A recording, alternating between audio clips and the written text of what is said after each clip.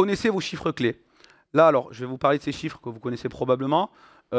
Cet entonnoir de conversion, il est primordial. Je n'arrive pas à comprendre comment on peut encore être conseiller en immobilier et ne pas connaître ces chiffres-là. La base, bien entendu, en haut de la pyramide, ce sont vos revenus. Chacun et chacune souhaite avoir des revenus qui sont propres à chacun. Et nullement, vous devez laisser votre manager, votre parrain, vous l'appelez comme vous voulez, en fonction de la structure dans laquelle vous êtes, vous imposer un objectif de revenu. Parce que cet objectif-là, c'est vous qui devez vous l'imposer. Donc on part de là. Si à la base, vous n'avez pas cet objectif-là, ça ne pourra pas fonctionner. Ensuite, pour avoir ce revenu-là, annuel, mensuel, peu importe, je dois faire un certain nombre de chiffres d'affaires. Ok ? Ce chiffre d'affaires, il est fait par quoi ? Honoraire moyen de vente multiplié par mon nombre de ventes. C'est relativement facile. Pour faire un certain nombre de ventes, je dois rentrer un certain nombre de mandats. On va s'axer sur l'exclusivité. Je ne vais pas vous rappeler les ratios, taux de mandat simple vendu, taux d'exclusivité vendu. Et pour rentrer un certain nombre de mandats, je dois faire des rendez-vous vendeurs. Expliquez-moi, dans cette pyramide-là, qu'est-ce qui est compliqué à comprendre ? Je dois donc, mon job est d'aller chercher des rendez-vous vendeurs. Je dois donc faire quoi ? Des actions de prospection et des actions de communication. Pas plus, pas moins.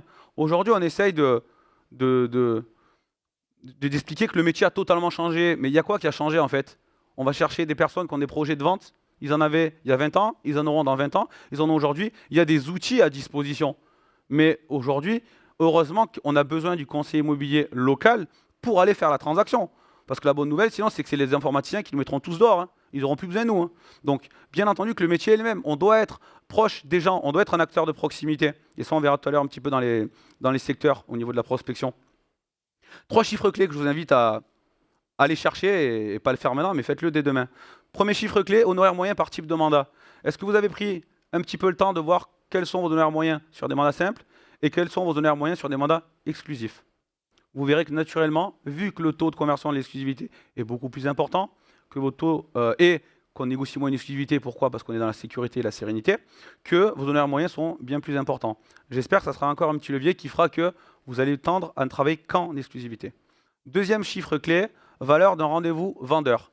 Est-ce que vous avez pris le temps de regarder à chaque fois que vous allez chez monsieur le vendeur, quelle est la valeur de ce rendez-vous ?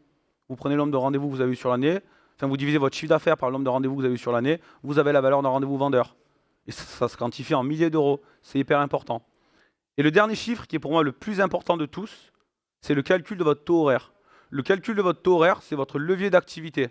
C'est le seul chiffre qui vous dira ce qu'il faut faire ou pas faire. C'est le seul chiffre qui vous dira si vous devez déléguer ou pas. J'ai un taux horaire, admettons, de 50 €. Est-ce qu'il y a une réelle valeur ajoutée à aller faire du boitage dans ma commune si je peux payer quelqu'un à 10 € de l'heure pour le faire ? Vous allez créer de la valeur en déléguant. Et on ne parle pas de travailler plus, on dit juste de travailler mieux. Donc pensez à calculer votre taux horaire, c'est hyper important. Vous prenez votre chiffre d'affaires dégagé hors taxe annuel et vous le divisez par le nombre d'heures que vous avez travaillé. Nombre d'heures travaillées, vous faites une moyenne. On est conseiller immobilier, on travaille tout le temps. Mais il y a des périodes où on travaille vraiment en productivité et des périodes où on va dire, voilà, quand je suis dans un repas avec des amis que je récupère un lead vendeur, je suis en train de travailler. On ne considérera pas ça comme une heure de travail.